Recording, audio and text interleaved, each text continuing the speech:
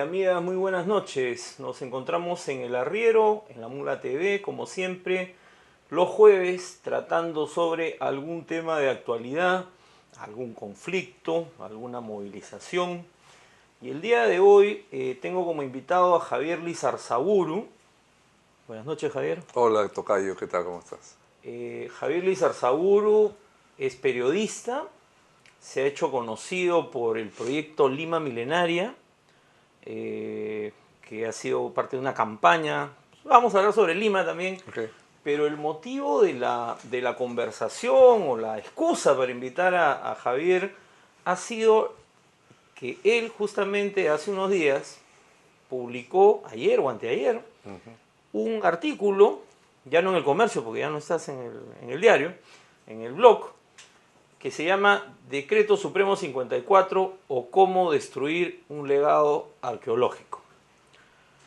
Javier, ¿qué cosa ha pasado para que el gobierno peruano de pronto decida que el patrimonio arqueológico poco menos que es irrelevante? Bueno, es una posición delicada. No quiero ser injusto con ningún lado, porque entiendo, yo creo que nadie puede negar que la motivación original de ese decreto es importante, que es acelerar procesos de desarrollo. Yo creo que nadie va a estar en contra de eso.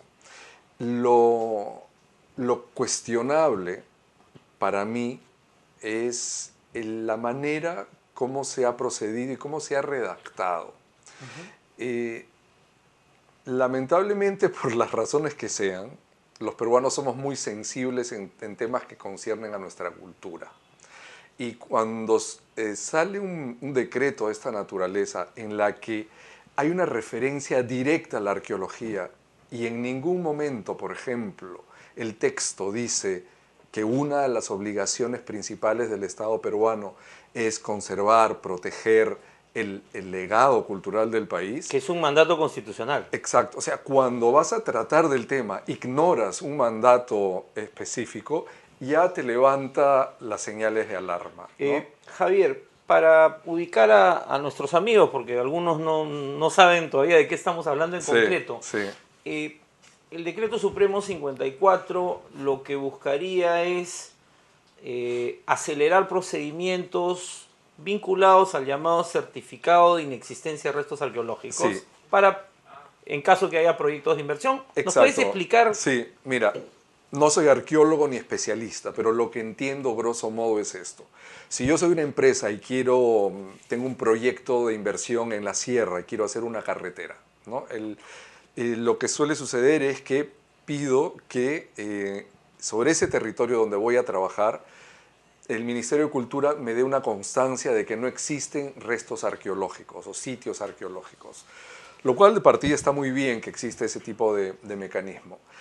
Entonces, hasta ahora lo que se hacía había un proyecto de evaluación arqueológica y dependiendo un poco del tamaño del sitio, según eso se emitía el certificado y si había efectivamente un sitio arqueológico, la empresa estaba obligada a hacer un plan de monitoreo, ¿no? Okay. Entonces, hasta ahí, eso tenía además muchos problemas.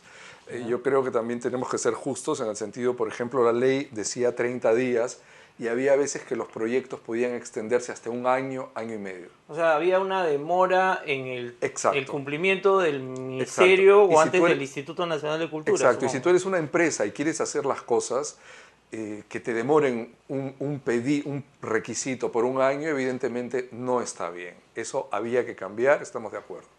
Pero ¿qué ha pasado? Por ejemplo, este proyecto de evaluación, los PEAs, que también eran muy criticados, no estamos diciendo que lo anterior era mejor, eso ha sido eliminado, ya no hay un proyecto de evaluación como tal, simplemente se va a dar un certificado. El tema de fondo aquí, para no entrar en los detalles burocráticos, es lo que se llama el silencio administrativo.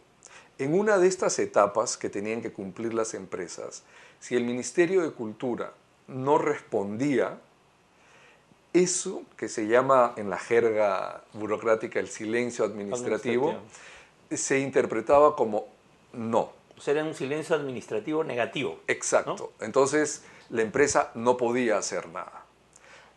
Entonces, eso se quedaba en suspenso, Claro. simplemente se cancelaba. Lo que se ha cambiado ahora es que ya no existe esa figura. Ahora, si hay silencio administrativo, va a ser positivo. Quiere decir que Que si yo encuentro un sitio arqueológico, bueno, antes de eso, ¿no? Si yo pido un certificado y en 20 días el ministerio no me ha respondido, yo procedo.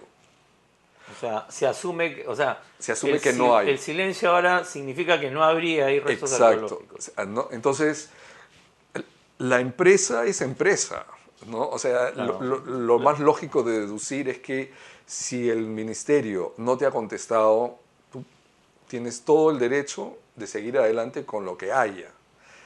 Ahora, una Ahora, pero pregunta. eso puede generar conflictos además con los pobladores que pueden decir, oye, acá hay restos, acá hay Podría, y es ¿no? patrimonio. Exacto, sí.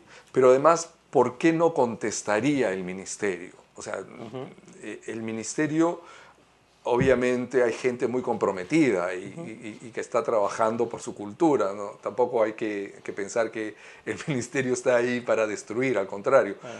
Pero ¿qué pasa? Tiene sus propios vicios, tiene sus propias limitaciones.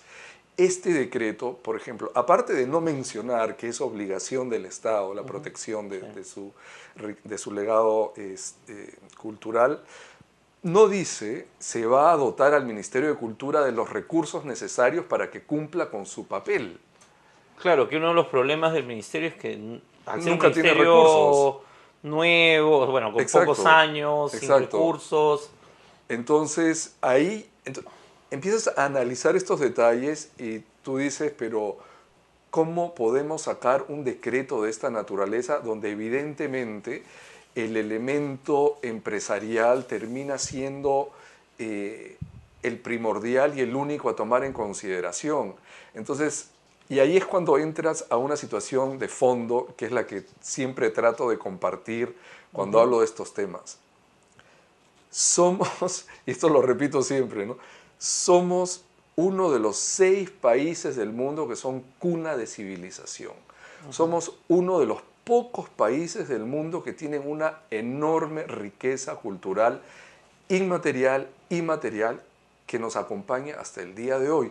Eso ya de por sí nos hace diferentes Claro. a todos. Y con una larga tradición arqueológica además, o sea, Por supuesto. desde la época Pero mira, nos hace de diferentes, Tello, digamos. y nos hace diferentes de Chile, nos hace diferentes de Brasil, nos hace diferentes de Estados Unidos.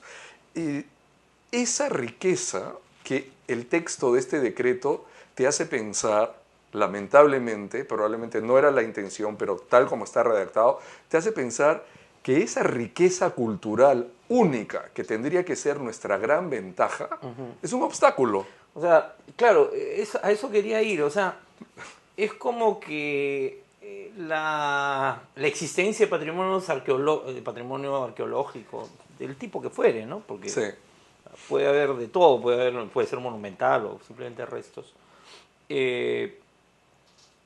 En vez de verse como un recurso, exacto. se ve como algo que obstaculiza la generación de la renta, que obviamente generan los proyectos de infraestructura, mineros o lo que fueren, ¿no? Claro, y el resultado de un decreto como este es un enfrentamiento innecesario.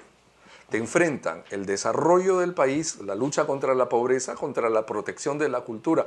Es la cosa más absurda. Que además la cultura es central en una mirada de Exacto, o sea, desarrollo uno de los humano, países digamos. culturalmente más ricos del planeta, terminas en este enfrentamiento tonto, ¿no? Y llama la atención porque justamente en los últimos años hay todo un... A propósito de lo que fueron los descubrimientos en Zipán, hubo todo un boom arqueológico, en particular en el norte, o sea, en términos no solo de investigación, sino de puesta en valor, de incorporarlos a los circuitos turísticos, de la creación Sí, de museos. sí. Y esto es como ir contra ese camino que se había trazado en el caso del norte. Bueno, sí y no. O sea, la otra parte de la moneda, que es lo que yo planteo en el post que Sí. publiqué en mi blog, es, a ver,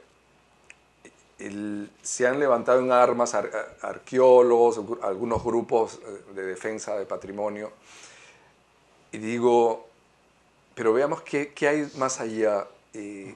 Creemos que todavía existen sitios, ciudadelas impresionantes por descubrir.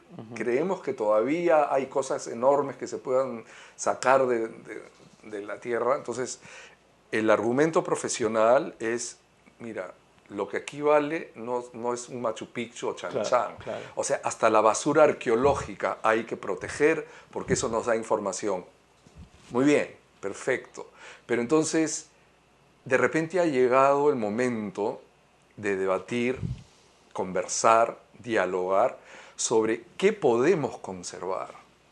O sea, nuestra riqueza no se puede convertir en el obstáculo que algunos están queriendo que sea. ¿Por qué? Porque yo creo que ahí falta ese diálogo y poder decir, mira, ¿sabes qué? Seamos sinceros. No podemos, tenemos tanto. Claro. Hoy no podemos conservar lo que ya tenemos. Claro. Mañana no vamos a poder conservar jamás lo que se siga descubriendo. Entonces, tenemos que sincerarnos.